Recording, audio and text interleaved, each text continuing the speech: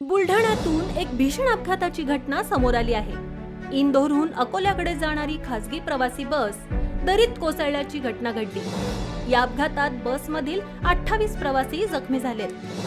सर्व प्रवाशांवर सध्या रुग्णालयात उपचार सुरू आहेत। याबाबत समोर आलेल्या माहितीनुसार इंदोर येथील रॉयल ट्रॅव्हल्सच्या बसचा बुलढाण्यात भीषण अपघात झाला।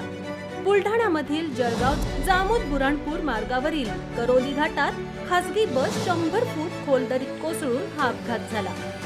सकाळी बस इंदोर येथून अकोलाकडे जात असताना 5:30 वाजता हा अपघात झाला।